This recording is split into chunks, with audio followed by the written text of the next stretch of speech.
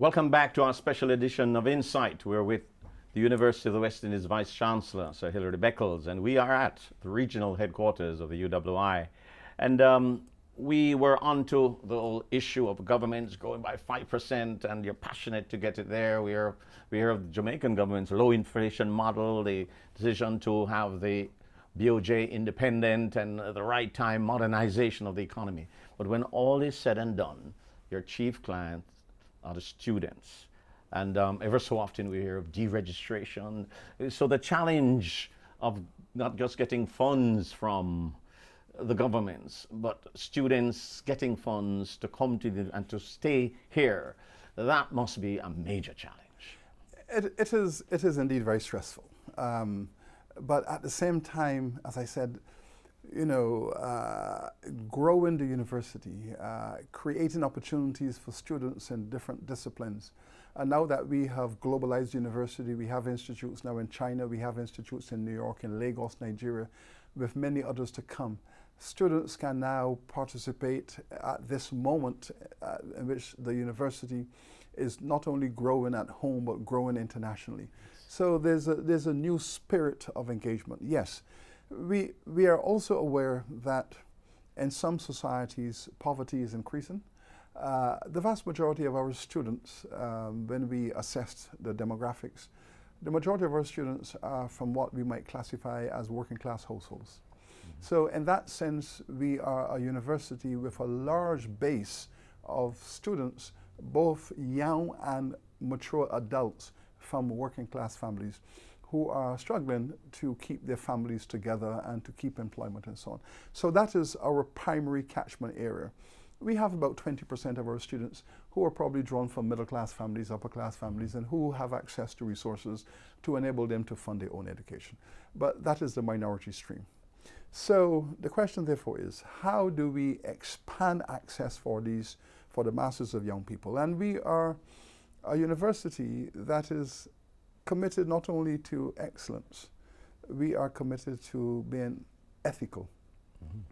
The ethical identity of the university is very important.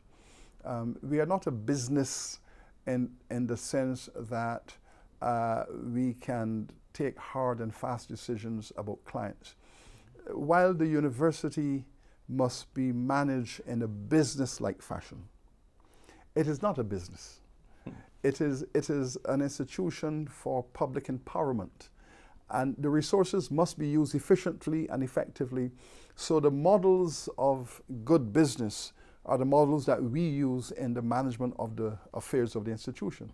But there's some decisions that are very difficult to make, so that we urge our students to make sure that the fees that they are expected to pay, that they pay them and pay them on time, because those fees are the fees that are required to help us to put back into the university facilities and an environment to allow them to have a wonderful university journey. In other words, we don't want them just to come to the classrooms and go to the library and go home. We want them to enjoy their university journey, because once you come to UWI, you are UWI forever. Yes. So you are alumni. So we want you to enjoy your journey. So we need the resources to help you to do that. So it becomes complicated at times. It is always heart-wrenching when I hear that a campus has taken the decision to deregister some students. It is one of those moments that is heart-shattering. But it's where the rubber hits the road. It's the cold edge of the wedge, yes, where sometimes you have to do that. But it's not what we want to do. So what we are involved in is a constant conversation with the student leaders. At the moment, we have 4 guild presidents. They are magnificent young people. They understand this matter. So they help us to work with the student body so that we can minimize these kinds of circumstances. So on the whole, I think the morale in the university with the student body is quite high.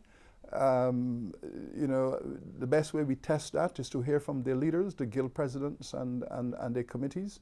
And they have informed us, yes, that there are challenges, but those challenges are designed to grow the institution. I can tell you that from 30 years of administration at various levels in this university, many of the positive achievements, many of the positive transformations that I have been a part of, many of them originated with student complaint. If you're talking about the positives, if you look in social media nowadays, the alumni is showing off that they're a part of the university's fifth in the world and one in the Tell us about that. So you were recently adjudged to be UE is now taking off, and everybody is saying how fine an institution it is. It's your time to brag and your time to boast. Well, it is not so much my time to gloat, though I do feel a bit gloaterish at times. But it was a moment to celebrate the contributions of the legends and the icons of UWI. Now, this is important because I came to this university as a young man straight from graduate school to take up my first teaching appointment. And I was 23 years old when I arrived in Jamaica to teach history here at the Mona campus. And when I arrived here at the end of the 70s, this campus was filled with legends and icons in all the disciplines. Literature, history, economics, law, medicine. There were some phenomenal academics, great scholars who were globally respected. The same was true for every campus. When I went to St. Augustine, I saw the same thing. KFIL, I saw the same thing. So over the years, I realized that I had entered the university just over its midpoint. And having arrived just over its midpoint, I was able to socialize with the legends who had built the university.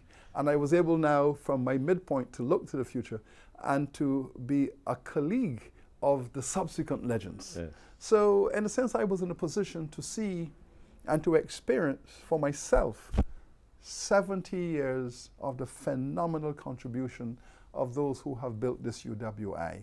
And the matter came up, should we now present our university for global comparative rankings? We held some serious conversations about this matter. There was doubt. There's always doubt. There's always the residue of the colonial legacy, yes, where anything foreign better. Yes. And there was some of that. There was some doubt as to whether the economic recession in the Caribbean in the last 20, 30 years, bear in mind our recession wasn't since '08, our recession preceded that. Yes. So we've had about 20 years of recession, 30 years of decline. And there were those who felt that it adversely impacted the quality of the institution. I did not believe that because I was a part of the administration of the last 20, 30 years. And I thought that while government revenues were declining, absolutely, government's revenues were not declining. No, they were declining relatively, but not absolutely. Okay. And this is an important point to make, that the governments have been given more and more every year. Yes. It is not that the governments have cut back. They're cutting back the proportion of the overall. But each year in the last 30 years, the governments of the Caribbean have been giving us more and more and more and more. Just that the university's budget has got larger, and that more and more and more became a smaller percentage of the overall. Right. So I knew two things. One, that the governments had been funding the university at a higher level each year over the years. The academics had done their part, and the administrators were holding it together with quality assurance, yes, and measurements and testing and monitoring. So there was some doubt. There was a little reservation as to whether we should take this step. But in the end, we decided, if you aggregate the legacy of the whole university, yes, not any one campus, aggregate the entire legacy of the whole of UWI, historicize it, and then develop a matrix that shows the future trajectory, yes, with all of the magnificent plans that we have in place. Many of them have been implemented.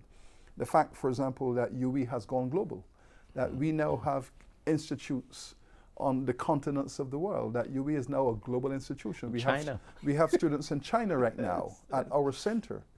Nigeria at our center, New York, that what we have done to globalize our reputation and our brand. And I know that there are few universities in the world that have been able to achieve what we have achieved in a short period of time on the global scale. That when all of this is put together, I was confident that we would have had a really good ranking. So when a colleague wrote to me and said, listen, if you do this and it doesn't work out, you get a low ranking or you're not ranked at all, morale in this university will plummet. And if morale among the students and the staff, if morale plummets, then I will be held responsible. And I knew from the point of view of that decision, it was my call, but it was high risk. But as I said, because I have known the history of this region and this university, and because we are planning a future that is even more exciting, I figured that the risk was not as high as many people thought. And so my colleagues and I, we said, let's go. Yes. And we went. We went with the Times Higher because they are the #1 university ranking agency in the world. And of the 100+ universities in the Caribbean, we were ranked #1 because of our tremendous wingspan, excellence in every discipline, legends and icons in scholarship in every discipline. There are some very fine universities in the Caribbean. There are many fine universities in Cuba, for example, many fine universities in the Dominican Republic. There are many fine universities in the region, but our wingspan is really quite phenomenal. So when we were ranked #1, I had expected that quietly in my heart. There are over 2,000 universities in Latin America, big countries, big economies. We were ranked in the Caribbean, Latin American cohort, and we were ranked in the top 3% of all the best 2,000. We were ranked in the top 3%. I'm going to cut you in your moment of, proud father, if I might say. And we'll be back on that same topic in this, our special edition of Insight here at the regional headquarters of University of the West Indies.